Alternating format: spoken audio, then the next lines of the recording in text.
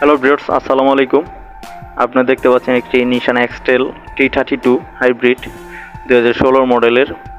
তো এটা gearbox problem হয়েছিল, এটা আমরা রিপেয়ারিং করতেছি। তো নিশান এক্সটেল গাড়িগুলো সাধারণত গিয়ারবক্সের প্রবলেম হয় আর হচ্ছে ব্রেকিং সিস্টেমের সমস্যা হয়। তো এগুলো কিন্তু আমরা রিপেয়ারিং করে থাকি। আপনি কিন্তু চাইলে আমাদের কাছ থেকে রিপেয়ারিং করাতে পারেন। আমরা 6 মাসের ওয়ারেন্টি সহকারে কাজ করে থাকি। বাংলাদেশের যে কোনো প্রান্তে গিয়ে আমরা কাজ করে থাকি। তো এই মালামালগুলো নষ্ট হয়ে গেছে, এই যে আমরা খুলছি, এটার ভিতরে ক্লাস প্লেটগুলো নষ্ট হয়ে গেছে, পিনিয়ামগুলো নষ্ট হয়ে গেছে। তো এটা আমরা আপনি চাইলে কিন্তু খুব সহজে আমাদের কাছ থেকে গিয়ারগুলো রিপেয়ারিং করতে পারেন, আপনাদের গাড়িগুলো কাজ করাতে পারেন। ভিডিওটি ভালো লাগলে অবশ্যই একটি লাইক দিবেন, চ্যানেলটি সাবস্ক্রাইব করে রাখবেন আর আমাকে একটু সাপোর্ট করবেন, এটাই আপনাদের কাছে প্রত্যাশা।